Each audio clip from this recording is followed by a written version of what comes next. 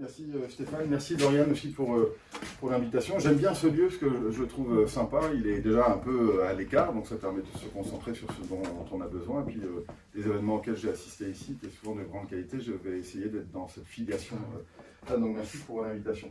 Merci aussi pour le thème, puisque c'est pas un thème qui, enfin c'est un thème qui m'intéresse, hein, les compétences, autrement je ne serais pas là devant vous, mais c'est un thème, ça m'a forcé à réfléchir sur un certain nombre de sujets, et c'est le fruit de cette réflexion-là que je vais vous livrer. Ça veut dire que je me présente à vous avec beaucoup d'humilité. Je ne sais pas si c'est une compétence ou sinon si c'est une qualité, on va essayer de peut-être d'en discuter tout à l'heure. Et pour réfléchir sur ce dont le XXIe siècle a besoin, donc on va commencer d'abord dans un premier temps par définir ce que c'est qu'une compétence. C'est pas facile de définir ce qu'est une compétence.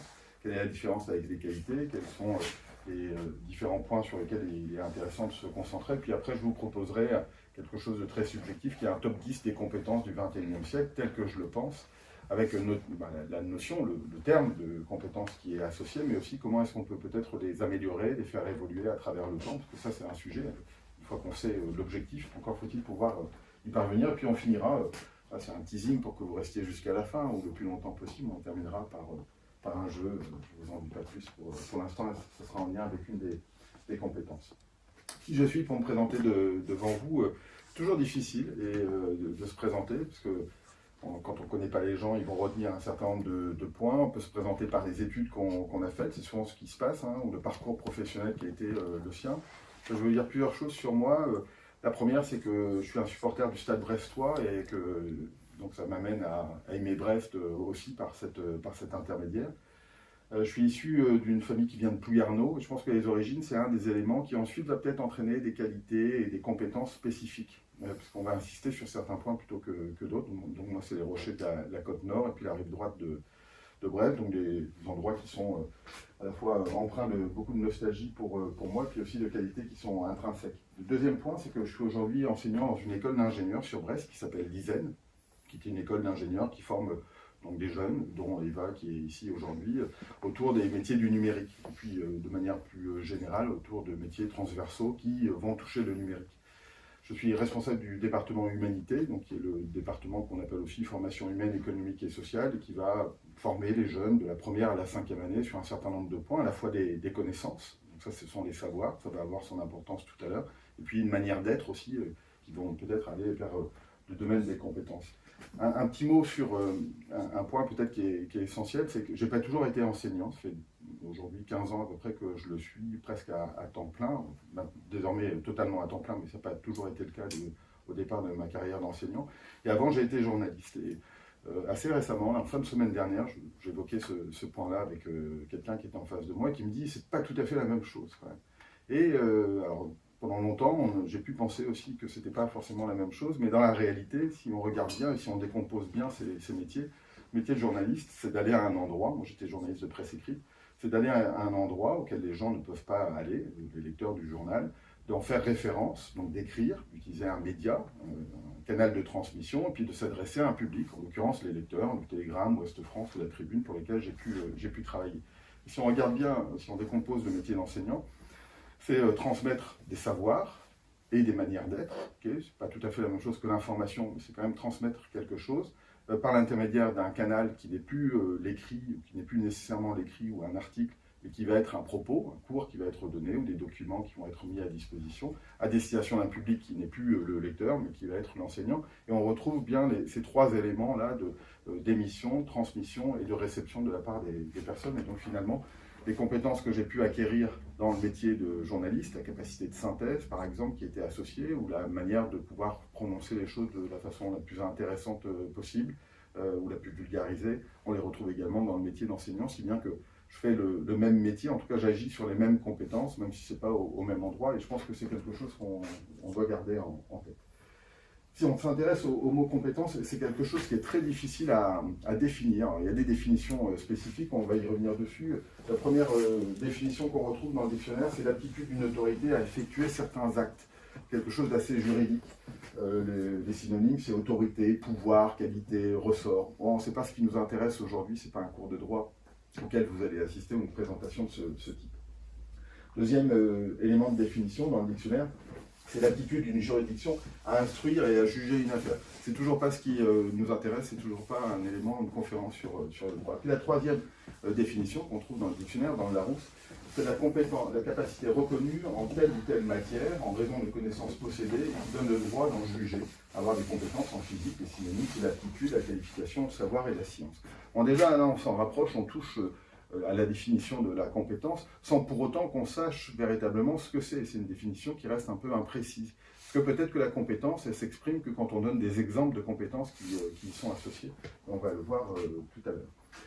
Une autre définition qu'on retrouve sur le site de l'enseignement supérieur et de la recherche, c'est le distinguo qu'il peut y avoir, peut-être que vous avez été formé à ces éléments, entre le savoir, le savoir-faire et le savoir-être. C'est plus aujourd'hui comme ça qu'on présente les choses, mais l'esprit est resté le même. Le savoir, ce sont des connaissances, on sait des choses et puis on les transmet. Ce n'est pas une compétence, la connaissance, c'est un savoir qui est spécifique à un individu. La compétence vaut quand elle est transférable à quelqu'un. C'est-à-dire on s'enrichit à transférer à quelqu'un une compétence sans pour autant s'appauvrir à le faire. Et donc on trouve deux éléments de compétence, le savoir-faire qu'on appelle aujourd'hui compétence opérationnelle, qui fait de savoir monter un meuble quand on est menuisier par exemple, et puis les compétences qui sont comportementales, qui sont liées au savoir-être, et qui on va le voir sont aussi importantes, voire plus importantes encore que les compétences qui sont des compétences purement professionnelles et qui ont du sens dans beaucoup plus de métiers. La question de la compétence elle est devenue centrale aujourd'hui, notamment avec la création de cet organisme que vous connaissez peut-être, qui s'appelle France Compétences. C'est un organisme de l'État, or qui a un champ de compétences, cette fois-ci au sens juridique, c'est-à-dire à juger des choses, qui est très très vaste. Il va s'occuper du compte personnel de formation, par exemple, que vous connaissez peut-être, qui a succédé au DIF. Alors, il y a eu beaucoup de réformes en la matière, et c'est une compétence que de se rappeler l'ensemble des acronymes qui peuvent être utilisés dans le domaine de la formation, de l'éducation et de l'économie en général. Je ne vous fais pas l'article sur France Compétences, mais le mot lui-même est intéressant parce qu'il est devenu un organisme qui délivre des certifications pour les formations et qui dit ces formations, on doit les évaluer sur les compétences qu'elles permettent d'acquérir. Si bien que quand vous déposez à cet organisme soit des RNCP au registre national des compétences professionnelles, soit des registres spécifiques, c'est-à-dire pour des formations qui sont un peu plus courtes, un peu moins denses, on ne vous demande pas de déposer votre programme, on ne vous demande pas de déposer les cours que vous allez faire ou dire qui va les faire, on vous demande de dire quelles sont les compétences qui vont être associées à ce programme, comment vous allez les valider, comment vous allez les évaluer, et c'est ça qui compte, et c'est à partir de ce moment-là que vous avez le droit de délivrer alors le bac n'est pas concerné, mais un titre de licence, de master, un brevet professionnel, enfin toutes les formations qui sont aujourd'hui sur le marché de l'emploi. C'est d'abord la dimension compétence qui est mise en évidence. On le retrouve de cette manière-là, avec des objectifs qui vont être précis. Par exemple, une compétence, ici, sur ce référentiel, c'est gérer et conduire un projet en équipe, donc c'est considéré comme une compétence qu'on peut réinsérer ensuite dans le monde professionnel. Et pour valider cette compétence, il va y avoir un programme de formation sur des semestres ici, du semestre 5 au semestre 10. Donc ça commence au début de la 3e année de ce parcours et ça finit à la fin de la 5e année de ce parcours. Et puis il y a des sous-compétences qui vont permettre de valider celle-ci, définir les objectifs, identifier les ressources et contraintes. C'est des choses relativement classiques. Mais c'est ça la compétence qui va être validée par cet organisme. Ce n'est pas le fait d'avoir donné 30 heures de cours dans la semaine qui va valider une compétence, c'est le fait d'avoir validé celle-ci avec des évaluations qui vont être spécifiques à cet élément, qui vont permettre de dire, voilà, on maîtrise, ou on est en capacité d'appliquer, ou on a des notions, c'est-à-dire avec une notion de gradation. De grosso modo, généralement 3 niveaux. Il y a le niveau introductif, j'en ai entendu parler, ce sont les notions. Il y a je sais l'appliquer, puis je suis dans un état de maîtrise, donc un état un peu expert. C'est généralement ça le process. C'est assez classique, ça ressemble à des jeux vidéo. Quand tout est vert, ça veut dire qu'on maîtrise cette compétence. On coche la case gérer et conduire un projet en équipe, et puis normalement on est en capacité de le faire là où on a été évalué pour, puis on est en capacité de le faire dans d'autres circonstances, dans d'autres moments, et c'est une compétence qu'on va pouvoir mettre sur un CV par exemple. Ça a changé, ça a été un game changer pour beaucoup d'organismes de formation. Ça a permis d'améliorer la qualité et puis surtout, ça a mis sur l'idée que c'est la compétence qui est intéressante et ce n'est pas la position ou le diplôme qu'on a pu avoir. Ça change beaucoup de choses dans un pays comme la France où le diplôme a encore énormément d'importance. Là, on passe sur une étape qui est quels sont vos savoir-faire et vos savoir-être concrètement que vous pouvez discerner et mettre en évidence dans une entreprise.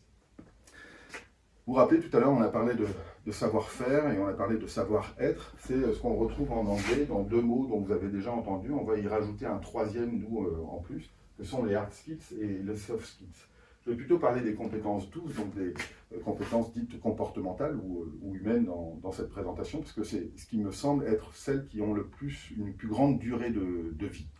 Les autres étant soumises à des évolutions technologiques dont je serai bien incapable de prévenir et d'anticiper les différentes tendances, surtout quand on parle du 21e siècle. On est en 2023 aujourd'hui, le 21e siècle va durer encore un peu de temps.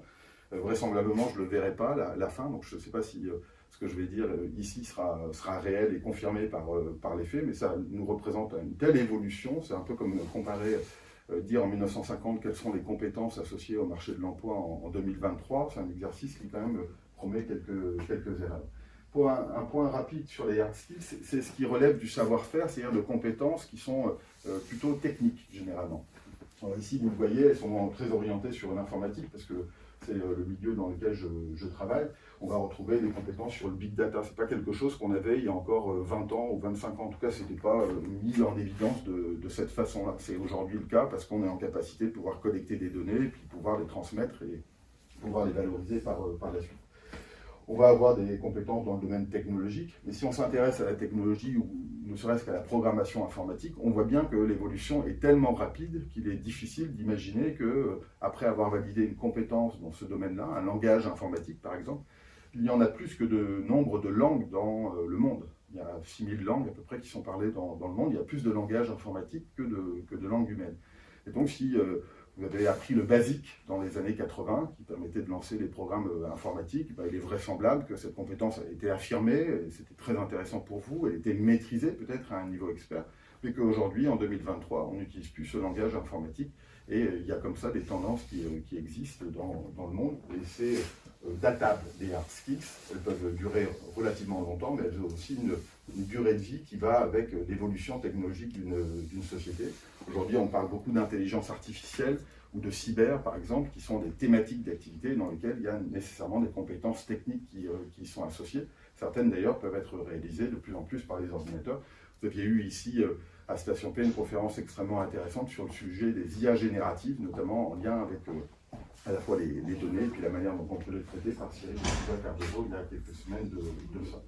Les soft skills, c'est quelque chose de vraisemblablement plus personnel, qui relève à la fois de la combinaison entre l'expérience de vie qu'on peut avoir, avec des expériences de vie qui parfois peuvent être un peu délicates, et puis la réalité du marché de l'emploi. On va retrouver par exemple des thématiques autour de la capacité relationnelle, ici l'écoute active, l'intelligence émotionnelle, l'empathie ou la capacité à communiquer, ou bien ici d'autres éléments sur, peut-être avec un peu plus de recul, autour de la pensée critique, la capacité analytique, la prise de décision, la gestion des conflits.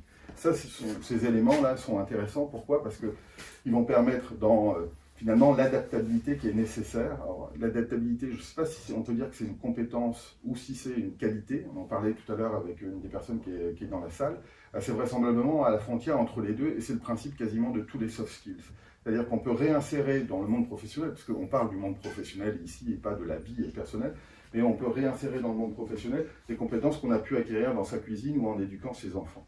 Ce sont ces principes-là qu'il faut prendre en considération, c'est-à-dire que l'expérience de vie qu'on peut avoir va valoir quasiment autant que l'expérience professionnelle qui est la nôtre. Généralement, on passe plus de temps à vivre sa vie personnelle, autant de temps à dormir aussi d'ailleurs, donc je ne sais pas si c'est une compétence de savoir dormir, mais en tout cas que de temps passé dans la vie professionnelle. Et donc ces deux éléments-là vont converger pour aller vers ces compétences qu'on appelle des compétences douces, si on les traduit bien en français, et puis qui vont être des compétences personnelles, comportementales, c'est-à-dire la capacité à pouvoir s'insérer dans un groupe. Et comme jusqu'à présent encore, l'être humain, il est forcément en interaction avec d'autres, interaction directe ou interaction indirecte, ces compétences-là vont avoir beaucoup d'importance. On y reviendra tout à l'heure. Puis un troisième élément, qui pour les recruteurs a souvent été un repoussoir, et qui est devenu quelque chose de potentiellement intéressant à l'aune du fait que sur le marché de l'emploi, on manque de talents. D'ailleurs, on a du mal à trouver parfois les talents qui sont nécessaires sur un certain nombre de secteurs d'activité. Et ben, on va avoir les math skills, ces compétences un peu folles, que d'ordinaire on disait, mais pas trop, que toi tu fais des marathons tous les week-ends, parce qu'autrement ton employeur va croire que tu vas arriver crevé au boulot le lundi. pas forcément bien. Ou dis pas que toi tu parles 18 langues et que c'est trop par rapport au poste qu'on va te proposer. Mais ces math skills sont devenus quelque chose d'intéressant avec une vraie valeur ajoutée sur le marché de l'emploi. Ce sont des compétences folles, c'est-à-dire des choses qui nous rendent singuliers. Autant ici, les gens qui ont des compétences analytiques, il n'y en a pas assez, mais il y en a quand même beaucoup. Les gens qui sont en capacité de faire preuve de persuasion, il n'y en a pas assez, mais il y en a quand même beaucoup.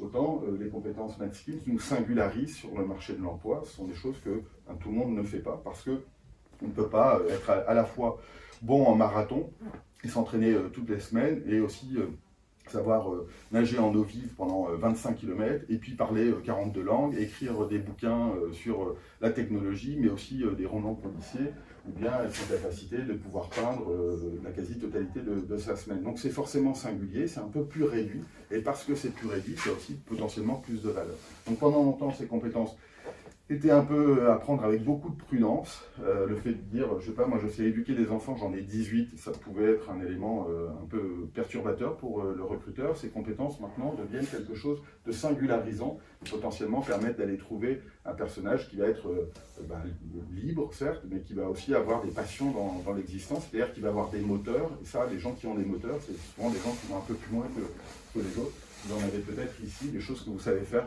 vraiment beaucoup mieux que les autres, en tout cas beaucoup mieux que les autres compétences que vous allez avoir dans votre propre existence. Donc ce sont des éléments qui peuvent valoir la peine aujourd'hui pour vous singulariser, pour se faire remarquer sur le marché de l'emploi. Donc, pendant longtemps, ça a été un problème, ça l'est un peu moins, surtout dans les secteurs qui ont du mal à recruter.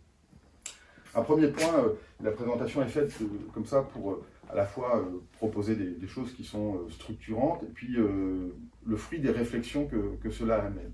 La question qui se pose dans ce livre-là, et vous avez quelques références de bouquins si vous voulez aller un peu plus loin par la suite, c'est de savoir si le talent existe. Et par l'intermédiaire du talent, c'est aussi les compétences qui sont associées. On a deux auteurs qui ont travaillé cette question, c'est Levitt et Dubner. Il y en a un qui est journaliste, l'autre qui est enseignant. Ils ont écrit un livre, plusieurs tomes d'un livre qui s'appelle Freakonomics. C'est les sciences économiques, notamment comportementales, appliquées au sujet de société et comment l'économie finalement permet de mieux comprendre la société.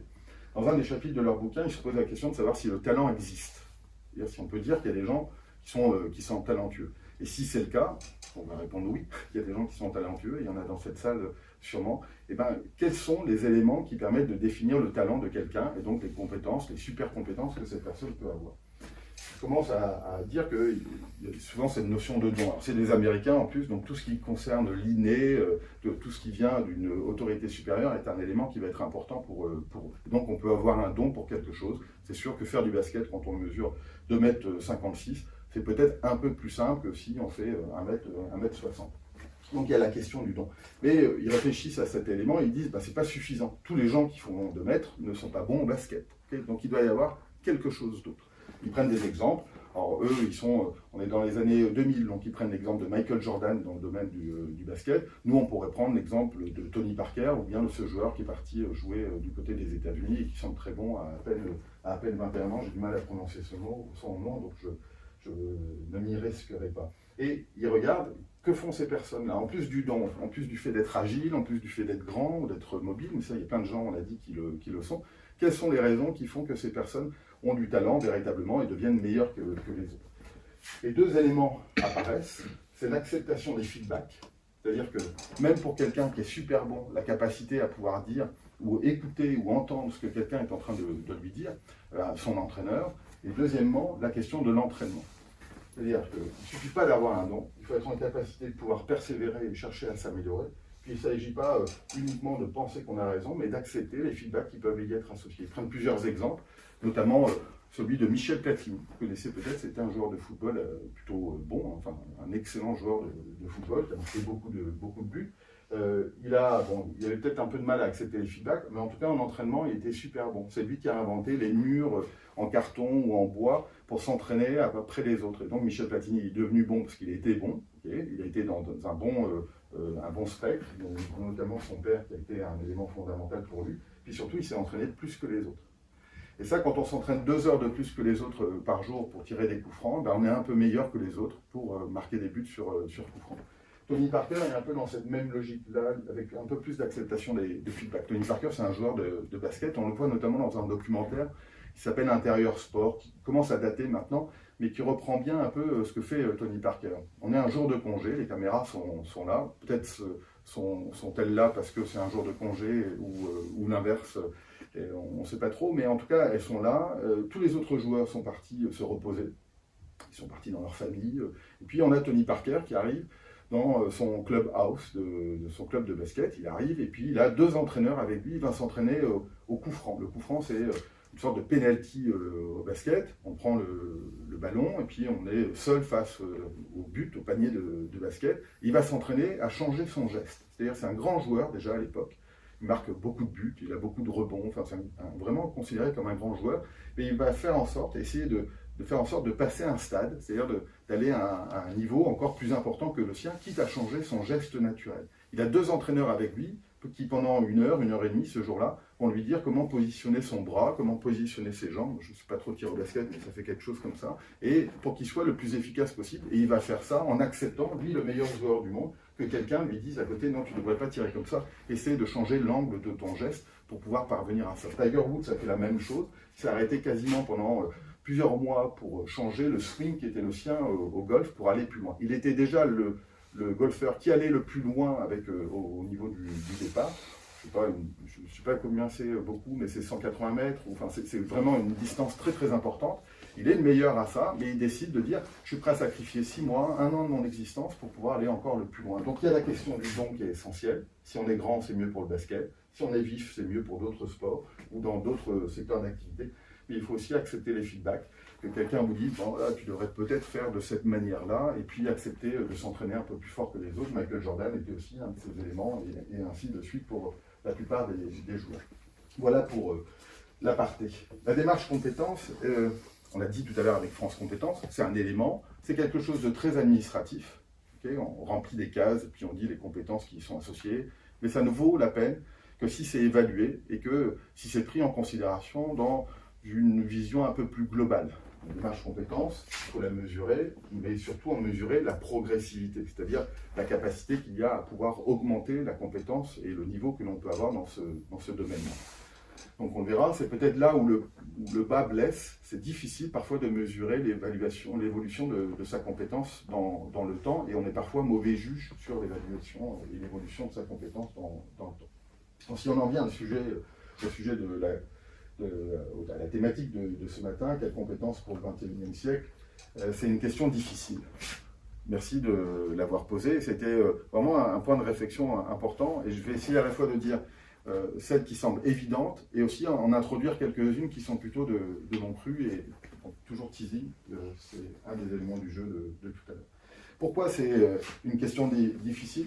Parce que c'est évolutif, on l'a dit. Les compétences d'aujourd'hui ne sont pas forcément celles de demain, parce que le monde est incertain. Il n'y a rien qui nous garantit demain, en tout cas de façon absolue, qu'on ait toujours autant besoin d'informatique ou qu'on soit toujours en mesure de pouvoir l'utiliser, s'il y a peut-être moins d'électricité dans notre monde, et puis que ça laisse une place à la subjectivité, c'est-à-dire à son propre goût, à ce qu'on considère comme étant important sur le marché de l'emploi. Donc ce que je vais vous dire, je le dis sans certitude que c'est effectivement ça qu'il faut avoir. Par contre, je suis prêt à en débattre avec vous dans le temps de questions-réponses qu'on pourra avoir tout à l'heure ensemble si vous le souhaitez. Il y a évidemment les compétences techniques. Je vais les laisser de côté assez rapidement parce que, je vous l'ai dit, elles sont plus périssables. Il y a des sujets hype du moment auxquels il faut s'intéresser, mais qui relèvent peut-être plus encore des compétences personnelles qu'on a derrière. Si on regarde par exemple le classement de LinkedIn, qui est un site qui n'est pas un site que de recherche d'emploi, mais qui est aujourd'hui le réseau social professionnel numéro 1, par lequel passent beaucoup de recrutements et surtout les changements de poste. Donc c'est ce que fait LinkedIn, ils vendent des données derrière pour que les entreprises payent des annonces d'offres d'emploi ou des formes de publicité. Ils sont au courant à peu près de tous nos postes et ils regardent, ils évaluent les compétences qui sont les plus demandées. Là où des recruteurs vont appeler des étudiants ou des gens qui sont en poste pour dire tiens, j'ai vu que tu as cette compétence, c'est ce que je recherche, est-ce que tu ne veux pas qu'on s'entretienne? Et on voit des éléments qui relèvent plus de l'informatique.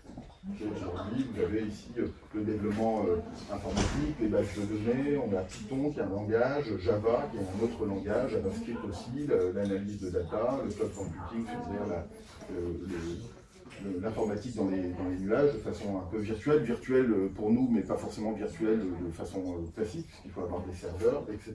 Puis on a ici la capacité managériale à être en contact avec les consommateurs, c'est-à-dire à pouvoir faire en sorte de bien les recevoir ou d'associer à un service qui sont associés. Et ça, on peut l'apprendre assez facilement. Il y a des formations, il y a des MOOC quand on a peu de temps, où il y a des formations universitaires ou continues qui permettent d'aller acquérir ce type de compétences si on le souhaite, c'est possible. Mais c'est périssable, dans le sens où si on ne s'en sert pas, ça va être compliqué de pouvoir se maintenir à un niveau. C'est très évolutif.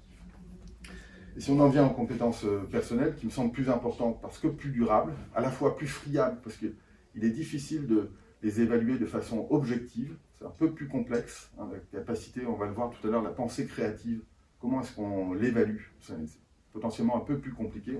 On sait la reconnaître quand on la voit, mais on ne sait pas forcément dire comment est-ce qu'on peut l'augmenter.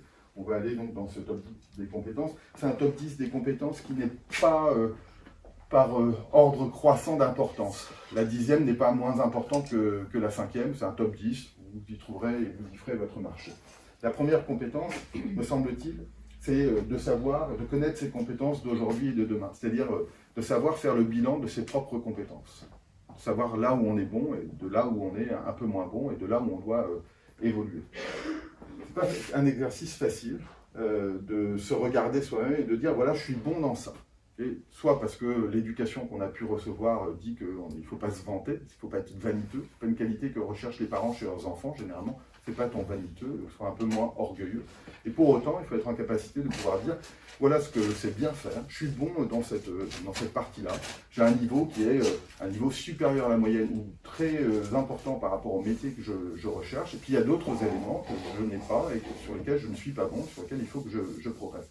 Donc ce n'est pas un élément qui est facile à faire. Et puis, il y a les compétences d'aujourd'hui. Bon, ça, encore, on peut parvenir à quelque chose. On a le regard des autres, avec la maturité, on a des éléments d'information qui nous viennent. Par contre, les compétences de demain, celles que l'on voudrait acquérir, ça, c'est parfois quelque chose d'encore plus difficile, parce qu'il faut avoir une vision, anticiper quelque chose. Dans un monde incertain, c'est pas forcément facile. Et pourtant, c'est un exercice qui est intéressant, parce que c'est en se donnant un objectif d'évolution de ces compétences qu'on peut parvenir à y mettre les moyens pour pouvoir les atteindre. Il y a cette phrase de Dany Laferrière qui va bien avec le premier élément qu'on a cité, la première compétence qu'on a citée, qui est celle-ci. Dany Laferrière, c'est un écrivain haïtien, et dans un de ses livres, il écrit ceci. Il y a une personne dont vous devez vous convaincre qu'elle a du talent, et elle se trouve dans cette pièce où vous croyez seul. Vous avez compris, la personne dont il faut se convaincre qu'elle a du talent, c'est vous-même. Et ça, c'est pas forcément facile à faire, selon la vie qu'on a pu avoir précédemment, mais c'est un élément qui est fondamental. On va dire que c'est la confiance en soi. Donc derrière cet élément de la connaissance de ses propres compétences, il y a aussi la capacité à pouvoir être objectif sur soi-même, et c'est parfois le sujet qui est le plus difficile à opérer. Et deuxième aparté, après la question du talent, quand je me suis intéressé à cette compétence de savoir quelles compétences je peux avoir et quelles compétences je peux avoir demain, il y a cette question qui m'est revenue. Elle est issue d'un livre de Tim Ferriss qui porte sur les conseils des mentors. Tim Ferriss, c'est un entrepreneur américain. Il a aussi beaucoup travaillé la question de la réussite. Qu'est-ce qui fait qu'on réussit? C'est très américain, hein, ce principe. Généralement, on réussit quand on a beaucoup d'argent et une grosse voiture. Il y a plein de manières de réussir quand même. Et dans ce livre-là, il y a quelqu'un, donc c'est une suite d'entretiens. Le livre est très intéressant de ce point de vue-là. Tout n'est pas au top, mais il y a quand même un certain nombre de ressources, dont cette femme qui dit « Moi, je demande toujours à quelqu'un en entretien de recrutement la dernière fois qu'il a changé d'avis. » C'est surprenant, hein, parce que d'habitude, on retient plutôt les gens qui sont fermes sur leur position, qui sont capables de les défendre. Et elle dit, bah non, moi, si quelqu'un ne change pas d'avis, c'est qu'il n'est pas forcément curieux. Et puis, ça va m'intéresser sur la thématique sur laquelle il a changé d'avis, le pourquoi il a changé d'avis, parce que de temps en temps, les entreprises souffrent aussi de personnes qui pensent avoir trop raison et qui vont trop rapidement, sans douter, sans capacité de remise en cause. Donc là, on a la notion de l'adaptabilité qui est intéressante. Alors, on ne va pas faire le test là, mais je vous invite à réfléchir à cette question. Elle n'est pas facile à répondre. Quand est-ce qu'on a changé d'avis pour la dernière fois? Et sur quoi? Parce que bon, changer d'avis, je pensais mettre une chemise blanche, j'ai mis une chemise bleue, ça n'a pas trop d'impact, vraisemblablement. Par contre, quand on a changé d'avis sur un sujet important, Par exemple, est-ce qu'on a changé d'avis sur des sujets géopolitiques récemment, ou bien est-ce qu'on a changé d'avis sur le métier qu'on avait envie de faire, ou sur la manière dont on percevait son rapport avec les autres quand on travaille. C'est pas simple à répondre. Donc, je vous laisse réfléchir à ça. Ce qui est intéressant, ce n'est pas le sujet sur lequel on a changé d'avis, c'est pourquoi et comment on a changé d'avis, qu'est-ce qui nous a amené. Deuxième compétence, vous voyez que la frontière est diffuse parfois entre la vie personnelle et la vie professionnelle, et là on s'intéresse plutôt à la partie professionnelle, c'est la question de la notion de temps, comprendre la notion de temps. Le temps qui passe, les physiciens nous diront que ce n'est pas le temps qui passe, c'est nous qui passons. Et ici, c'est comment est-ce que je gère la question de temps. Dans tout projet, il y a une notion de temps. Dans les projets personnels ou professionnels qu'on peut avoir, il y a un temps pour pouvoir opérer ces éléments, et puis il y a le temps qu'on est prêt à investir cet élément. On peut parfois prendre et débuter une activité sans prendre le temps de s'intéresser à la question du temps. Combien de temps ça va me prendre, et est-ce que finalement ce temps-là est rentable. Si on compte par exemple les réunions qui sont un élément assez fondamental de la structure de la société française, qu'on multiplie par le nombre de personnes qui y assistent. Moi j'ai assisté à une réunion hier, on était 9, je monte 3, mais c'était 3 fois 3, on était 9. Et la réunion a duré 1 heure. C'est ça le vrai investissement de temps pour tout le monde. La réunion a duré 9 heures. C'est-à-dire une grosse journée de travail pour quelqu'un. C'est-à-dire pour un cadre, quelque chose qui va coûter pour l'entreprise chargé 300 €. 150, 300, ça dépend combien on est payé, mais voilà, quelques centaines d'euros. Est-ce que si on avait demandé à son employeur, ou est-ce que si on réfléchit dans cette approche-là en disant « je vais faire une réunion, tu n'as pas 300 € à me donner », on aurait dit oui à cette réunion. C'est-à-dire, est-ce qu'elle a eu pour utilité, en valeur ajoutée, en marge en quelque sorte, les 300 € qui ont été investis? Parce que le temps, c'est de l'argent dans le domaine de l'entreprise. Pour le temps, c'est la ressource la plus rare qu'on peut avoir. On y est tous, on est un peu plus vieux. Alors certains sont plus vieux depuis la semaine dernière, si c'était leur anniversaire, mais on est en tout cas tous plus vieux que hier, et puis un peu moins que demain. Et donc c'est un sujet qui est essentiel. À quoi on investit notre temps? À la fois pratiquement, concrètement, et à la fois dans notre vie personnelle. Donc cette notion de comprendre le temps, elle est essentielle en planification, en gestion de projet, on en fait tous, et donc c'est une des compétences qui me semble être essentielle, on peut évidemment en discuter. Troisième compétence, là la 8e, top 8, c'est la capacité d'animation. C'est-à-dire la capacité à animer des gens qui sont eux-mêmes animés par des éléments qui peuvent être différents. Au sein des entreprises ou des groupes dans lesquels on agit, on n'a pas forcément le même niveau de motivation qui peut y être associé. Il y a des gens qui viennent au travail, et c'est compréhensible et normal, pour faire leurs heures et toucher un salaire à la fin, et ils trouvent le sens de leur existence dans d'autres éléments. D'autres viennent au travail avec une motivation, parce que c'est une extension d'eux-mêmes. La capacité d'animation, c'est comment est-ce que quelqu'un fait pour que des personnes avec des objectifs divers, avec des caractères et des tempéraments divers, puissent agir ensemble dans un même objectif. Alors c'est pas forcément facile, on ne va pas regarder la vidéo parce qu'elle est un peu longue, mais je vous invite à aller la regarder. C'est Mehdi Moussaïd qui est un chercheur en psychologie sociale, il s'intéresse à la question de la foule. La question de la foule ou la question du groupe. Il a une chaîne YouTube qui s'appelle Fouloscopie, il a écrit un livre qui s'appelle aussi Fouloscopie, pas très original, mais en tout cas c'est super pertinent. Et il regarde comment la foule est un élément qui est potentiellement perturbateur. Et comment réagissent les gens, les êtres humains, quand ils sont ensemble. Là, on est une foule, en quelque sorte. C'est pas la foule aujourd'hui, mais il va y avoir plein de vues sur YouTube et on est ensemble, on est une dizaine de personnes. Okay. Comment est-ce qu'on réagit si il y a une alarme sonore qui nous amène à sortir le plus rapidement possible? Alors ça sera par la porte d'entrée, mais il doit y avoir aussi une porte de secours par ici. Comment est-ce qu'on va faire pour... Donc il s'est intéressé à la question de la foule en situation d'urgence. Et puis là, dans cette expérience, il s'intéresse à: faut-il toujours un leader dans un groupe? Est-ce que les gens sont capables de s'auto-organiser eux-mêmes? Et il leur demande, l'exercice est assez simple, mais la vidéo est intéressante de ce point de vue-là, de reproduire une fiche, une figure, un peu comme les challenges post-it qu'on a pu voir, vous voyez, cette figure-là, et leur demande de la reproduire en mettant au-dessus de leur tête une plaque de couleurs qu'ils ont été chercher. Okay. Donc, ils ont les plaques de couleurs, ce qu'ils doivent faire, ils sont une quarantaine, une cinquantaine à le réaliser, puis allez-y, organisez-vous. Progressivement, donc il y a des gens qui prennent le lead, c'est-à-dire qui sont des animateurs. Ce n'est pas une question là de profession, les gens ne savent pas la profession qui est la leur, c'est une question de tempérament. Voilà. On va faire comme si, toi tu prends les verres, et puis, parce que c'est pas simple à faire. C'est plutôt plutôt complexe à réaliser, parce que vous ne voyez pas ce qu'il y a au-dessus, vous ne voyez pas trop votre présent, donc il va falloir organiser en amont. Puis progressivement, il va exclure les animateurs premiers, c'est-à-dire les gens qui ont pris le lead, on va dire naturellement. Il leur dit, vous n'avez plus le droit de jouer, vous sortez du jeu, et il regarde comment les choses se font. Généralement, nous dit-il dans cette expérience, et je vous laisserai regarder la fin, parce que la chute est intéressante. Alors, ensuite, il y a des lieutenants de ces animateurs, des gens qui sont d'accord avec eux, qui font exactement la même chose, qui ont appuyé comme modèle sur l'animateur, puis qui vont essayer de l'organiser de la même manière. Cela, il va aussi les exclure. C'est-à-dire qu'il exclut les leaders naturels, et il exclut en plus les lieutenants des leaders naturels. Et la question c'est, est-ce que cette foule, sans leader, va réussir à réaliser la figure qu'on lui demande? Il y a plusieurs expériences en la matière, et c'est assez surprenant. Septième compétence, c'est la question de la pensée globale. Je vais passer rapidement sur celle-ci, mais l'idée de la pensée globale, et c'est une compétence, parce que c'est l'idée d'avoir une vision des causes et des conséquences et des causes que quelque chose, qu'un projet peut avoir. Pourquoi on le mène, la raison d'être du projet, et comment on va le mettre en place.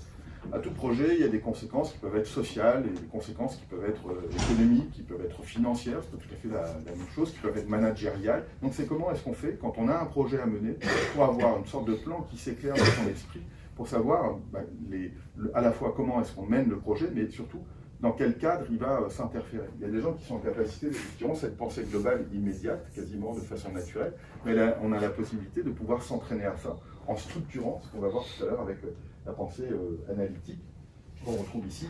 Les deux vont assez bien ensemble. Capacité d'analyse, c'est-à-dire capacité à regarder les choses de manière objective, à les serrer, à les structurer et à les remettre dans un ensemble un peu plus grand que soi. Okay. Quand le boulanger fait du pain, ok, il a des baguettes à réaliser, mais à une certaine heure, avec un certain goût.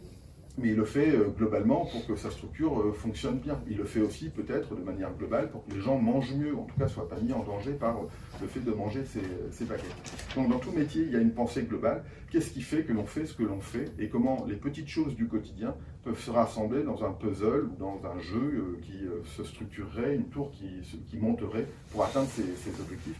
C'est parfois là où il y a le plus de déception dans cette idée de la pensée globale, mais c'est pour autant ce qui aussi commande un peu la notion d'analyse, de perspective, donc de la vision qui est associée.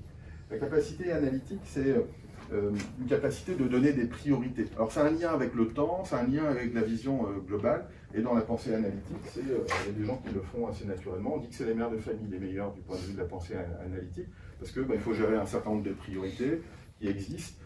Habiller les enfants, si c'est la mère de famille qui s'en occupe, faire en sorte que le bain soit pris et que les devoirs soient faits, etc. Donc il y a une série de tâches à réaliser et puis il faut le faire dans un temps qui est incompressible et qui soit un peu plus réduit. Et on a cette compétence-là qui est particulièrement importante pour analyser donc ce qui va être important pour une structure et puis ce qu'il va y avoir besoin pour que le projet puisse aller jusqu'au bout. Donc la pensée analytique, c'est une pensée un peu froide. La pensée globale, c'est l'ensemble. La pensée analytique, c'est à l'intérieur de cet ensemble. Qu'est-ce qu'il faut que je mette en place? Quelles sont les structures qui vont être fondamentales pour pouvoir parvenir à son objectif? Top 5 des éléments, c'est la pensée créative. La pensée créative, c'est la capacité à pouvoir trouver de nouvelles solutions à des problèmes qui peuvent être anciens ou à des problèmes qui peuvent être nouveaux. C'est-à-dire identifier les problèmes, quelle est la nature réelle du problème. Ce n'est pas forcément ce que l'on voit. Il faut pouvoir structurer cette pensée. Et donc cette pensée créative, donc avoir une capacité analytique, les choses sont liées, et de pouvoir proposer de nouvelles idées en nombre et des nouvelles idées en qualité. Cette pensée créative, c'est une pensée qui est intéressante, par exemple, quand on a des math skills autour de la peinture ou de l'écriture. Vraisemblablement, il va y avoir une pensée créative chez cette personne. Et dans la pensée créative, c'est la capacité à relier. Je ne sais pas si vous vous souvenez de la première diapo que je vous ai présentée, il y avait plein de points reliés entre eux, on a l'impression d'être dans un réseau de neurones ou un réseau ferroviaire. C'est la capacité à relier.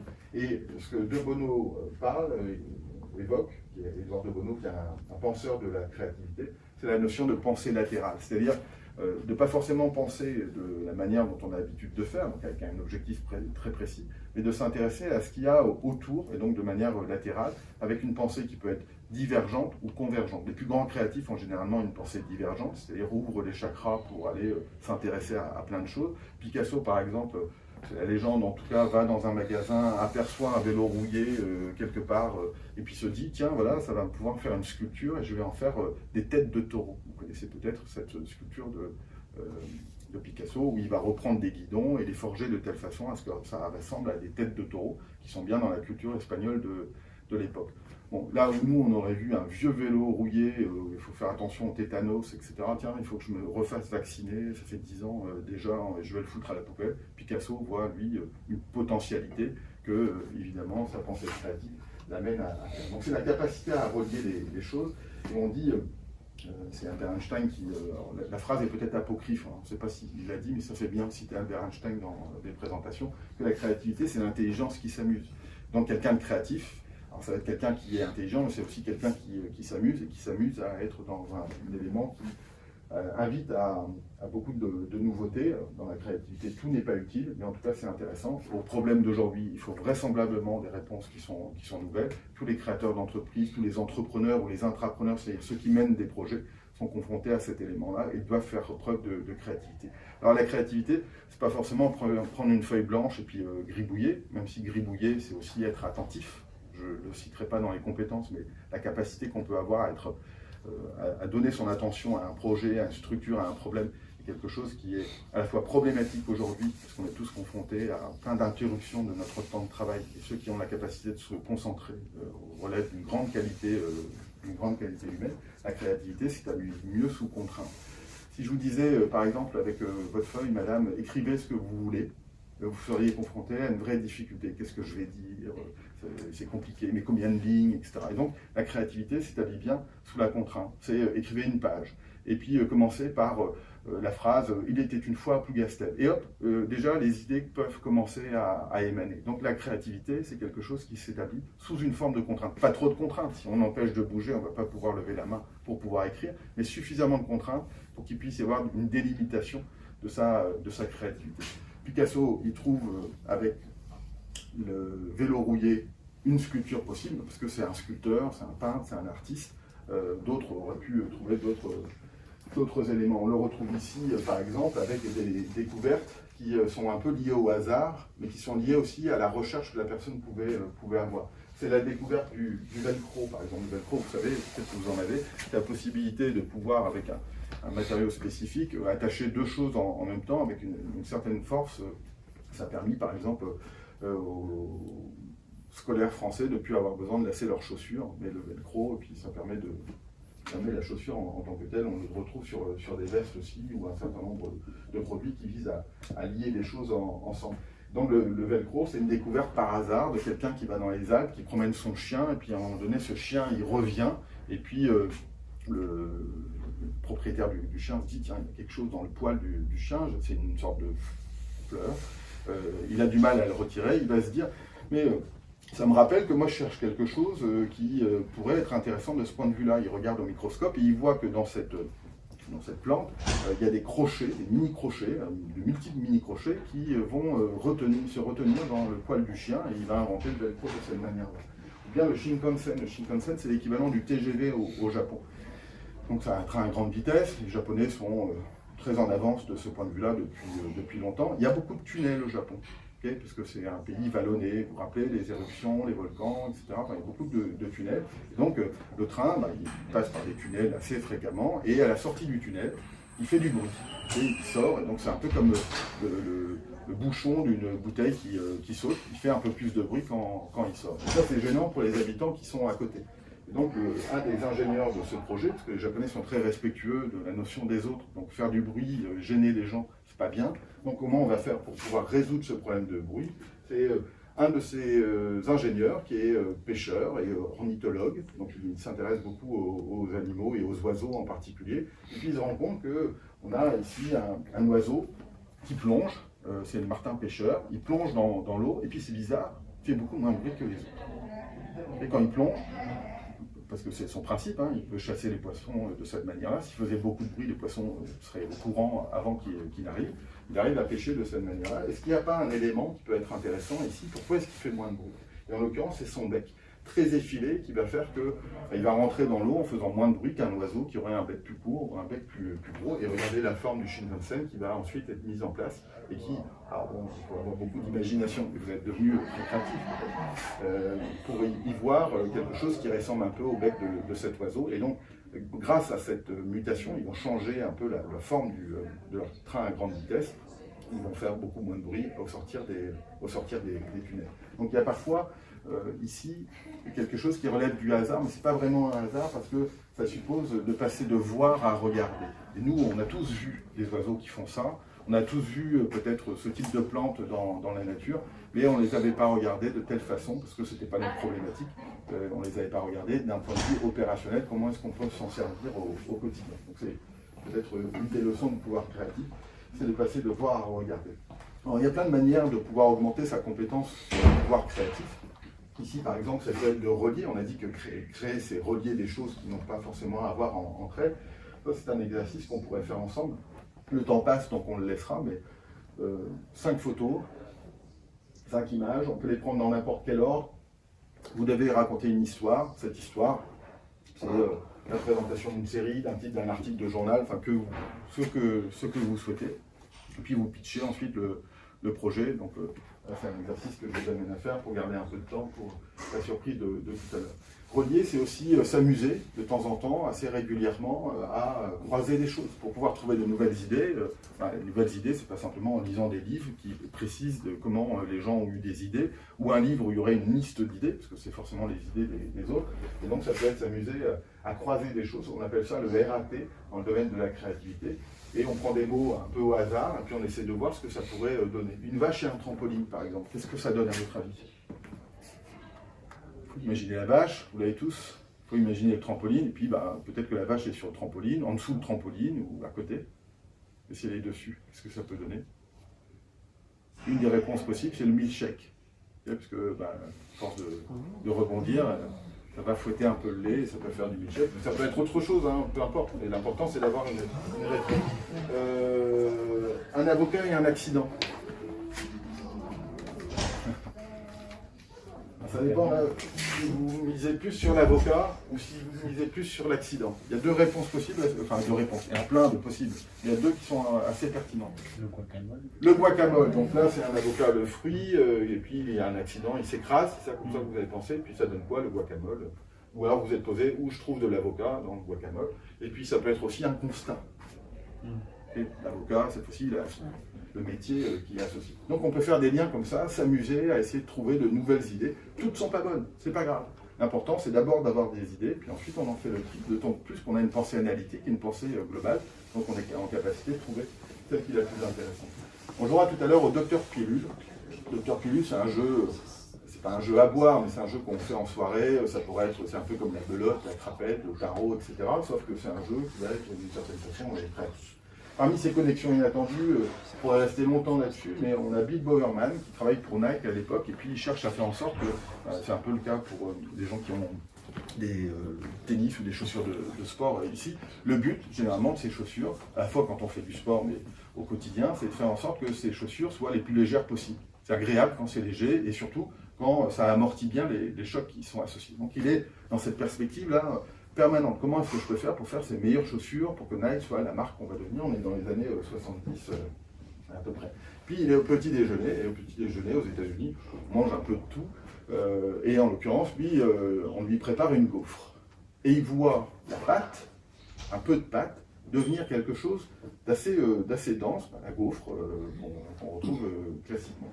Et il se dit, en voyant ça, est-ce que là, j'ai pas quelque chose qui peut être intéressant pour la structure de la semelle de ma chaussure? Il va faire des tests, et puis il va s'apercevoir que ça peut être intéressant. Et si bien qu'aujourd'hui, on a des chaussures qui, généralement, en tout cas, sont faites de beaucoup de vide, dans une structure un peu alvéolaire, qui va bien amortir, qui va être légère et agréable à porter, en tout cas pour ce type d'exercice. Donc c'est des connexions inattendues, on est en recherche et on trouve quelque chose parce qu'on a mis son cerveau dans un état de conscience qui fait que on lui demande de chercher, il n'arrête pas, notre cerveau ne s'arrête jamais, c'est 24 heures sur 24. S'il s'arrêtait, on ne respirerait plus, et comme on est là, ça veut dire qu'il fonctionne bien 24 heures sur 24. Si vous lui demandez, en quelque sorte, si vous l'invitez à chercher en toile de fond, un peu comme un ordinateur, il continue ce travail-là de façon permanente. Et c'est la raison pour laquelle, souvent, on a les meilleures idées à des moments où on ne s'y attend pas. Quand on est sous la douche, en attendant le bus, etc. C'est-à-dire quand le cerveau a un peu le temps de ne plus être mobilisé par une tâche spécifique, mais qu'il vagabonde et qu'il trouve une réponse à une question que vous lui avez posée il y a quelques temps déjà. Et donc ça, c'est un point essentiel de la partie de la créativité, d'autant plus qu'on a besoin de gens un peu excentriques dans notre société, parce qu'ils font reculer les normes, ou ils font varier les normes, et c'est comme ça qu'une société avance aussi. Quatrième élément, c'est la notion de pensée critique. Alors la notion de pensée critique, elle est beaucoup associée à la question de la désinformation, des infox aujourd'hui, elle est très utile de ce point de vue-là, mais la pensée critique, c'est pas la critique, je vais dire, du mal de ton projet, ça c'est assez facile, et c'est peut-être même très français, c'est plutôt la pensée critique. Je vais analyser, je vais pas prendre pour argent comptant ce que tu es en train de me dire. Ça évite la manipulation, okay, et puis ça apprend l'art de douter. Donc c'est ce qu'on appelle la zététique, l'art de douter des choses, c'est-à-dire de se poser les bonnes questions, de ne pas prendre pour argent comptant des choses qui nous sont dites, d'analyser pour savoir quelles sont les raisons qui devraient m'amener à changer mon avis ou être d'accord avec toi. Alors dans le cadre des IA génératives, dont on a dit que c'était une compétence, la maîtrise de ce type d'outil, c'est faire face aux hallucinations, c'est-à-dire aux réponses un peu étonnantes que ces IA peuvent faire. Elles sont programmées pour répondre en permanence. C'est-à-dire vous leur posez une question, elles vont vous répondre. Elles vont vous répondre dans la plupart des cas des choses qui sont intéressantes, bien structurées, sans faute, mais elles peuvent aussi inventer des références. C'est-à-dire elles vous répondent de la meilleure façon, c'est comme ça qu'elles sont programmées. Mais parfois elles vous disent des conneries. Et ces conneries sont ce qu'on appelle des hallucinations. Ça peut être des références à des livres qui n'existent pas, ou à des lois qui n'existent pas, ou à des éléments, ou à des personnages même qui n'existent pas. Faites le test sur une IA générative, demandez votre biographie par exemple. Vous pourriez être étonné des résultats. C'est-à-dire qu'il y aura une réponse, même si on ne trouve rien sur vous, sur aucun système informatisé. Il y aura une réponse. Et parfois, il y a des choses qui seront vraies, puis il y a des choses qui seront totalement inventées. C'est un outil statistique de suite de mots et qui établit la probabilité qu'un mot suive un autre. Donc il vous répondra dans le nombre de mots que vous aurez décidé, mais il ne vous dira pas forcément des choses qui sont réelles. Et donc il faut apprendre à douter. Alors on est là dans l'ordre de l'intuition, mais c'est quelque chose qui s'apprend. C'est le principe de la zététique. Alors vous pourrez regarder dans le document, vous y aurez accès tout à l'heure. C'est une émission qui s'appelle Le Complot, qui était diffusée sur Canal+, et qui visait à se moquer des théories du complot et à montrer qu'il est possible de créer du lien, ce principe de la créativité, à partir de choses qui n'existent pas tout à fait dans la réalité. Donc il faut apprendre à douter raisonnablement. La troisième compétence, pour moi, c'est la courtoisie. La courtoisie, la politesse, le fait d'arriver à l'heure, de dire bonjour, merci, en tout cas d'être dans une notion d'adaptabilité sociale, de faire en sorte de pouvoir s'insérer dans un groupe et donc de pouvoir avoir des rapports avec ces personnes-là qui sont les plus humains possibles. C'est pas forcément facile tout le temps, on peut être de mauvaise humeur, on peut avoir mal dormi, mais c'est un élément qui participe à la vie de tous les jours et qui est quelque chose de relativement fondamental. On se rappelle des gens qui sont polis. Alors la courtoisie, c'est pas le désir de plaire en permanence, c'est pas les courbettes, c'est pas la soumission. La courtoisie, c'est un rapport qui va être un rapport d'humanité avec les autres. Ça a parfois tendance à se perdre et donc ça devient une compétence dans le domaine. La courtoisie, c'est savoir interrompre une conversation quand on est commercial, parce qu'on devient un peu trop lourd, qu'on voit qu'il ne faut pas gâcher le temps de la personne qu'on a en face de soi. La deuxième, le top 2 des compétences, c'est pour moi la capacité narrative et la capacité à pouvoir l'exprimer. La capacité narrative, c'est savoir raconter des histoires. Des histoires qui sont vraies, hein, on passe sur l'honnêteté, et la capacité à bien les exprimer, c'est-à-dire à les exprimer à la fois à l'oral comme à l'écrit, de façon adéquate. De transformer quelque chose qui relève de l'histoire en un récit. On le retrouve dans les entreprises. Comment est-ce qu'on donne du récit à une histoire d'entreprise, à une culture d'entreprise, si le récit c'est vous allez venir travailler, vous allez toucher un salaire, vous allez faire 35 heures par semaine, et puis à la fin vous serez un peu frustré ou un peu déçu. C'est pas forcément quelque chose qui relève du récit dont on a envie de suivre. Ce qui fait qu'on est intéressé par les romans, ce qui fait qu'on est intéressé par les séries, par la fiction en général, ou par tu sais pas ce qui m'est arrivé ce week-end, c'est parce que ça fait récit. Il y a des gens qui racontent super bien les histoires, et il y en a d'autres qui le racontent un peu moins bien. Les mots sont les mêmes, mais c'est parfois pas dit avec la même intonation. La capacité, le pouvoir narratif sur soi. Voilà, je vais vous raconter, moi, pourquoi aujourd'hui, alors que j'ai 50 ans, je vais changer de métier et je vais venir travailler chez vous. Et pourquoi il ne faut pas avoir peur de mon âge, parce que ça va faire récit avec ce que je suis en train de vous dire. On est prêt on adore les histoires, nous les êtres humains. Alors on adore les histoires. On le voit à chaque élection politique, donc on aime bien les histoires, on aime bien croire en des choses, et puis on adore les conteurs, c'est-à-dire les gens qui sont en capacité de pouvoir raconter des histoires, alors qu'elles peuvent être drôles, ou elles peuvent être des éléments de la vie du quotidien, les humoristes font ça très bien. Et ça rappelle un peu la manière dont les scénarios sont réalisés. C'est la courbe de la pyramide de Freytag. On retrouve ça dans la quasi-totalité des histoires et des films. Alors, il y a parfois plusieurs courbes en même temps, hein, mais c'est le même principe depuis très longtemps. Il s'est intéressé, Freytag, aux tragédies grecques, qui sont les premiers écrits qu'on peut avoir de l'humanité, qui sont composés comme ça, les premiers romans, les premiers livres, etc. Et on voit qu'il y a une situation initiale. Et si vous regardez dans Le Seigneur des Anneaux, il y a des gens qui sont en train de se trimballer. Dans Astérix et Obélix, ils sont en train de se disputer pour les poissons, ils sont bien dans leur village. Puis à un moment donné, il va y avoir des perturbations et des péripéties. La dernière fois dans Astérix, c'est des Chinois qui arrivent en disant « vous ne pouvez pas venir nous aider ». Dans Le Seigneur des Anneaux, c'est ben là, on a volé l'anneau, enfin je ne me rappelle plus trop de l'histoire, mais il y a une menace qui arrive, il y a un climax, c'est-à-dire un moment d'apogée de la tension, c'est une bataille ou c'est un voyage qui peut être mis en œuvre, et puis il y a un retournement de situation progressivement. Alors il peut y en avoir plein, hein. Il y a, dans Star Wars par exemple, ils ont utilisé ce principe-là pour pouvoir générer de la tension. Ça fonctionne un peu toujours de la même façon, on pourrait se dire mais si c'est toujours la même chose, pourquoi ça marche encore? Parce que c'est parfois tellement bien fait qu'on sait la fin de l'histoire, mais on regarde quand même Colombo. Alors, en plus avec Colombo, on le sait au début. C'est l'exercice qui a été demandé dans un journal. On attribue à Hemingway, alors c'est pas tout à fait vrai, mais bon, peu importe, parfois la légende précède la réalité. On a demandé à des gens d'écrire une histoire en peu de mots. En l'occurrence, ici en français, ça va nous faire 7 mots. Raconter une histoire en le moins de mots possible. Donc cet exercice est très particulier parce que souvent il nous faut beaucoup de mots pour commencer une histoire. Et là, il y a quelqu'un qui le dit de façon assez originale, je trouve. Ben voilà mon histoire, à vendre, souliers de bébé, jamais porté. Et là, peut-être que vous n'avez pas ce même sentiment, mais on se demande pourquoi ils n'ont jamais été portés, les souliers de bébé, qui les a achetés. Et ils n'ont jamais été portés, peut-être qu'il est mort, le bébé, ou peut-être qu'on lui a offert d'autres souliers. Et donc se met en place toute une narration. On a ouvert une sorte de boîte de Pandore. Et à vendre, souliers de bébé, jamais portés. On ouvre la boîte, et là, il y a tous nos propres sujets de préoccupation, peut-être qui s'ouvrent en tant que tel. Et puis enfin, et c'est là-dessus qu'on va finir, pour moi, une des compétences fondamentales du XXIe siècle, c'est l'humour. Alors l'humour, c'est pas juste rire, poète, prout, etc. C'est pas Jean-Marie Bigard nécessairement, ça peut. Hein. L'humour, c'est la capacité à pouvoir mettre de la distance aux choses.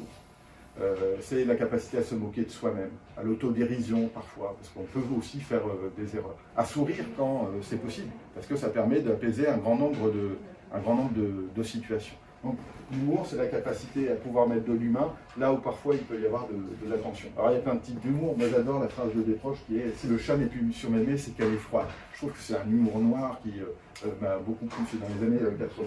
Ou bien il peut y avoir de l'humour geek.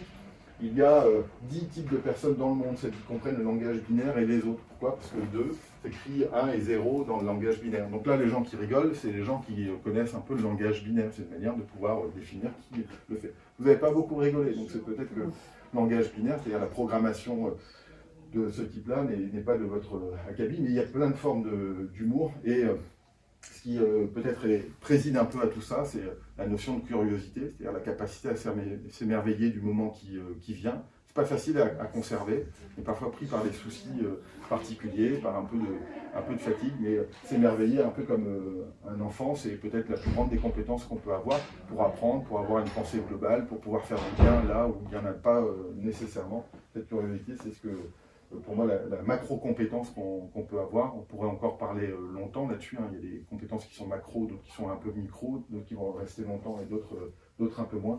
Et je vous invite, on va regarder ça si vous voulez bien, hop, si la vidéo se lance, et vous me direz si ça vous rappelle une forme d'humanité ou pas. Si on vous met ensemble, ça peut faire la blague, non? Ah oui.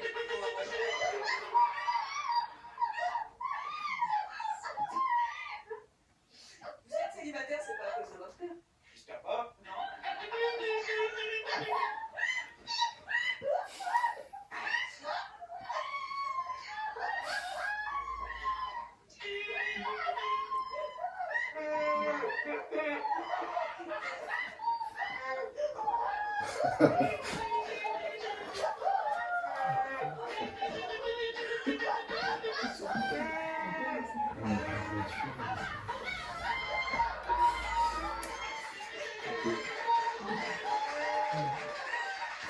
Et donc ça part un peu en capilotade. On n'a pas entendu vos rires, donc on ne sait pas si vous auriez pu aller dans l'émission, mais en tout cas ça vous a mis le sourire sur vos visages. S'il nous reste un peu de temps, je vous propose de vous poser la question à vous, quelles sont les compétences du XXIe siècle, selon vous? Alors soit parmi celles qu'on a pu évoquer, soit des choses qui auraient pu manquer et qui vous semblent intéressantes. Est-ce que il y a des volontaires, des personnes qui ont une compétence, qu'ils imaginent être importante et qui veulent nous en parler? Ça serait laquelle, Thomas? Moi, je suis complètement d'accord sur l'ordre. C'est celle-là, la dernière, pour moi, la plus importante, c'est l'humour. L'humour. Est-ce que vous avez déjà eu l'occasion de l'expérimenter comme compétence dans un cadre professionnel? Dans mon travail, je pense, en tout cas, faire partie des personnes qui peuvent faire rigoler mes collègues. C'est donc délier les tensions aussi qui sont associées parfois, ou simplement créer du lien? Je pense qu'il y en a deux devant, vous pouvez demander. C'est vrai, il y a de l'humour ou pas? Ouais. Okay. Quel type de compétences, vous qui travaillez aussi un peu dans la formation, enfin en tout cas dans le suivi de certains publics, est-ce que vous avez des compétences qui vous semblent importantes? Je pensais éventuellement une compétence, la pensée complexe, qu'on n'a pas retrouvé, mais je pense que ça rejoint un peu la pensée globale et d'analyse. Et c'est vrai qu'on joue avec énormément de paramètres, surtout quand on travaille sur de l'humain. Et du coup, il y a ça. Et après, je rejoins sur l'humour. Moi, j'ai toujours eu personnellement une capacité à faire rire malgré moi. Et ça attire les gens, ce qui est une qualité, mais qui est dur à définir, parce que du coup, c'est malgré moi. C'est difficile de l'avoir comme une compétence dans le sens où... Mais ça a une utilité, parce que ça crée énormément d'empathie, et du coup, on ouvre plus facilement des discussions. Alors, la compétence, c'est peut-être d'accepter cette situation, c'est-à-dire peut-être l'autodérision qui est associée, ou d'accepter que malgré vous, vous soyez quelqu'un qui fasse rire, parce que ça aurait pu être aussi un élément de pression pour soi. Pour certains, ça peut l'être. Oui, bien sûr. Est-ce qu'il y a d'autres types de réponses? Est-ce que vous voyez, Eva, par exemple, une compétence que vous cherchez à développer, par exemple, et qui n'a pas été citée? Je ne sais pas si c'est une qualité ou une compétence, mais l'adaptabilité. Okay. On en a parlé plusieurs fois, effectivement. C'est à la fois une qualité, sûrement, puis ça devient une compétence dans un monde professionnel, capacité à s'adapter à de nouvelles choses. C'est avec l'humilité un élément qui est, me semble-t-il, essentiel dans le monde à venir, alors, particulièrement quand on est jeune, comme c'est votre cas, mais les gens qui sont adaptables sont des gens qui sont adaptables souvent tout au long de leur existence. Est-ce que vous en voyez une de compétences? Non, c'était vraiment l'adaptabilité aussi, où je me disais qu'elle était vraiment importante. Alors souvent, l'humour permet d'entraîner cette compétence, c'est une macro-compétence, l'adaptabilité c'est une macro-compétence. Est-ce que vous avez des réponses qui vous viennent à l'esprit? Vous pensez que vous avez des compétences? L'adaptabilité aussi, Stéphane. Oui. Et vous, madame? L'art de douter, je pense. L'art de douter, vous arrivez à douter de façon objective? Pas objectivement, je pense pas. Parce que l'art de douter, c'est pas douter de soi en se disant est-ce que je suis capable de... c'est plutôt poser les bonnes questions pour pouvoir obtenir les réponses qui vont avec. Alors c'est pas simple à faire. Et puis si vous voulez en savoir plus, il y a plein de livres qui travaillent qui posent la question de la compétence. Il y a notamment Talent de Code qui revient sur la question de la myéline. La myéline, c'est une substance qui entoure nos cellules nerveuses et qui permet le passage des influx nerveux. Vous savez que nous sommes des êtres chimiques et biologiques, qu'on peut dire que quelqu'un est intelligent, mais en réalité, ça se passe dans son cerveau. Hein. Ce n'est pas tout à fait de sa faute non plus, ou de sa responsabilité. Et donc la myéline, c'est quelque chose qui entoure les cellules, et plus on travaille quelque chose, plus ces cellules sont entourées de myéline, semble-t-il, hein, c'est en tout cas le sens du livre.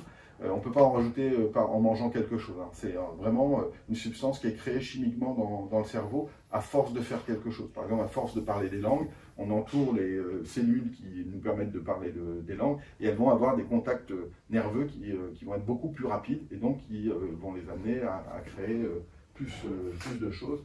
Et donc c'est notamment l'entraînement qui permet ça. La notion de s'entraîner, de découvrir de nouvelles choses. Par exemple, on peut avoir tendance à lire ou à regarder toujours les mêmes choses, mais on va entraîner notre capacité d'adaptabilité en allant dans d'autres sphères qu'on a l'habitude de connaître. Ok, j'aime bien les séries policières, mais cette fois-ci, je vais regarder un documentaire sur la Seconde Guerre mondiale, et hop, ça va peut-être m'entraîner sur autre chose, et donc déployer d'autres réseaux à l'intérieur de mon cerveau. La grande plasticité du cerveau humain, c'est l'adaptabilité de notre cerveau, en quelque sorte, et ce qui permet à des gens, potentiellement, même s'ils sont touchés par une maladie, de pouvoir continuer à vivre. On sait par exemple que les sens se développent quand on a... les sens humains se développent quand on en perd un. Quelqu'un qui perdrait la vue, par exemple, il va développer l'ouïe. Okay, il n'y a aucune raison que ça soit le cas. Par contre, il va à la fois y accorder sûrement plus d'attention, et puis son cerveau, enfin son corps, pour continuer à vivre le plus correctement possible, va développer d'autres manières d'arriver à destination. Donc c'est cette carte-là du réseau neuronal dont on parle beaucoup en intelligence artificielle, mais qui est une manière d'arriver quand même au meilleur résultat, au même résultat. Donc ça parle de ça. Alors ça ne parle pas que de myéline, mais ça dit pourquoi c'est important à l'intérieur d'un être humain. Et puis on a tous Wiener, comprendre la logique du succès de Malcolm Gladwell, qui s'intéresse à la règle des 10 000 heures. Lui, il considère, c'est lui, puis il le dit, que pour obtenir une compétence vraiment de façon ferme, il faut la travailler pendant 10 000 heures. Alors, il ne s'agit pas de dire, je vais avoir la compétence d'être debout, je vais rester debout 10 000 heures. Non, ça, ce n'est pas tout à fait une compétence. C'est que pour pouvoir l'obtenir à un niveau de maîtrise suffisamment important, alors c'est parfois remis en cause, hein, cette théorie, mais en tout cas, on sait que c'est beaucoup d'heures. Et pour pouvoir être un violoncelliste de talent, à un moment donné, il n'y a rien de mieux que de pratiquer, de le faire, et qu'on peut le pratiquer de plein de façons. On peut devenir un joueur de musique de grand talent en écoutant les autres. On peut aussi s'entraîner plein de fois sur une note ou sur un bout de partition, on peut aller à des concerts. Et donc, c'est la masse de tout ça qui fait les 10 000 heures, qui permet de dire « j'ai cette compétence ». Si on regarde bien dans l'existence, pouvoir consacrer 10 000 heures à quelque chose, c'est assez rare. Et c'est la raison pour laquelle souvent, on n'a pas énormément de compétences. On peut en avoir 3, 4, 5, 10 pour certains, quand elles s'accumulent bien. Si vous devez faire le choix, il faut vraisemblablement faire un choix qui vient assez tôt. Si Mozart est devenu un grand compositeur, c'est parce qu'il a commencé à 3 ans. C'était nul au départ, ce qu'il a fait, parce qu'on dit toujours qu'il composait à 3 ans. C'était de la reproduction de choses qui avaient déjà été faites. Et puis progressivement, il maîtrise un peu mieux, et puis il devient un compositeur dont on peut dire qu'il était un compositeur de génie par la suite. La particularité des compétences, c'est qu'elles ne s'éteignent pas avec l'âge. C'est pas parce qu'on vieillit qu'on n'a plus la compétence d'adaptabilité, du pouvoir global, etc. On peut avoir des problèmes de santé qui l'expliquent, mais ce n'est pas lié nécessairement au vieillissement. C'est tout l'intérêt de pouvoir miser dessus. Le livre est super intéressant, je vous le conseille. Et puis si vous voulez retrouver la présentation avec des références qui y sont associées, si vous scannez ce QR code, vous arriverez sur la présentation qui est en accès libre. Si vous avez un peu de temps devant vous, je vous propose un jeu rapide. C'est un jeu, ça relie et ça fait partie de l'humour, ça nous permettra de nous quitter avec le sourire. Est-ce qu'il y a 2 volontaires? Ou il y a un volontaire surtout. Ou une volontaire. Oui. Ok. Alors, vous ne savez pas ce qui vous attend. Hein. Vous connaissez le principe du Pictionary? Ah, du Pictionary? Ouais, vous devinez des mots. Okay. Ici, donc, je vais vous donner une carte. Vous allez devoir faire deviner ces mots-là dans le moins de temps possible. Mais attention, et c'est le principe de Dr Pilule. Donc vous allez pouvoir utiliser les mots, bien sûr, pour parler avec des mimes si vous souhaitez, mais vous ne pouvez pas prononcer des radicaux de ces mots-là. Par exemple, ici il y a servir, vous ne pouvez pas dire serviette. Ou bien pêcheur, vous ne pouvez pas dire pêche. Allez, on comprend, on va faire le principe de Dr Pilule. c'est que vous allez avoir des handicaps. Okay, j'en ai choisi quelques-uns, mais il y en a plein. C'est-à-dire que vous allez devoir parler ou avoir ces contraintes-là. On va prendre par hasard, vous allez débuter toutes vos phrases par « Non, Kevin, maman t'a déjà dit non ». Okay, ce sera votre première contrainte. Donc vous allez devoir donner des indices, mais avant, il faudra dire « Non, Kevin, maman t'a déjà dit non ». Ok, et après j'enchaîne avec une phrase sans dire la famille. Et la deuxième contrainte que vous aurez, c'est la contrainte hésitant. Vous ne terminez jamais vos. Je peux avoir les cartes éventuellement aussi. Allez, on change Kevin parce que ça va être un peu compliqué. Ouais. Vous débuterez « Je ne suis pas fou ». Toutes vos phrases doivent débuter par « Je ne suis pas fou », mais vous ne terminez jamais vos. Ok. Donc ça, c'est deux contraintes. C'est la créativité. Et on va voir comment vous allez vous en sortir. Et je vous assure, normalement, ça devrait très bien se passer comme situation consacrée. Ok. Et c'est moi qui valide si vous n'avez pas eu ces deux contraintes-là quand vous avez initié vos indices. Bah, en ce moment-là, on ne compte pas le point. Ouais.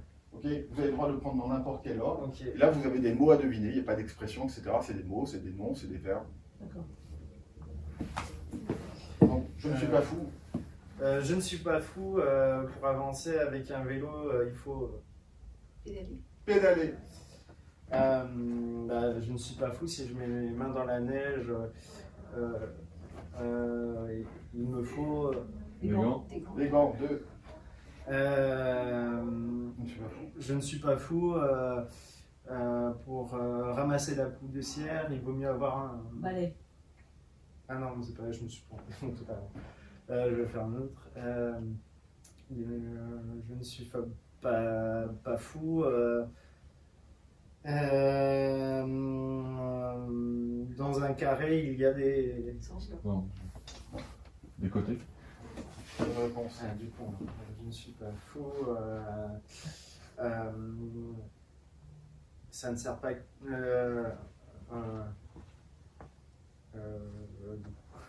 me suis planté. Si, Pour ramasser. Ouais, je ne suis pas fou. Pour. C'est pas évident le dernier. Je ne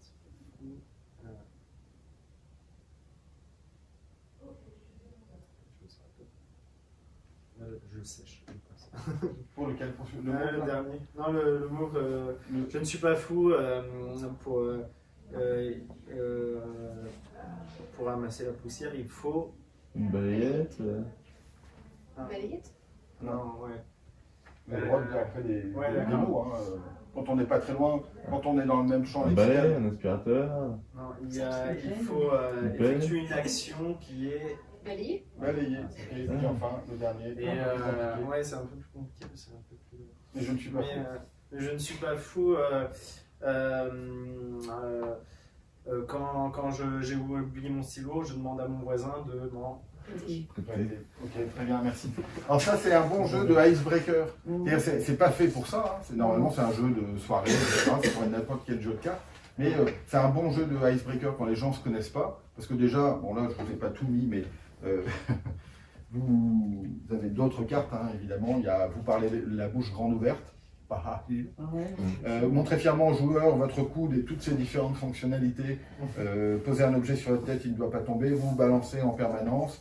Il y a plein de choses de ce type-là. Donc, pour les gens qui ne se connaissent pas, c'est un bon icebreaker. Ça échauffe bien, tout le monde y passe, tout le monde est ridicule. Et donc, du coup, ça apaise quand même beaucoup la représentation qu'on peut avoir de soi. Et c'est un bon outil aussi avant des séances de créativité, parce que ça permet de lâcher les chevaux, et finalement de s'enlever les contraintes qu'on a tous dans notre existence, hein, et tous dans notre tête. Il y a des gens qui sont plus à l'aise, vous en connaissez sûrement, plus à l'aise que vous, c'est possible. Souvent, ce sont des gens qui ont un peu moins de contraintes et un peu moins axés sur le regard des autres. C'est une des manières de se réaliser. Merci de votre attention en cette matinée. J'espère que ça a pu satisfaire une partie de votre curiosité de cette présentation sur les compétences du XXIe siècle.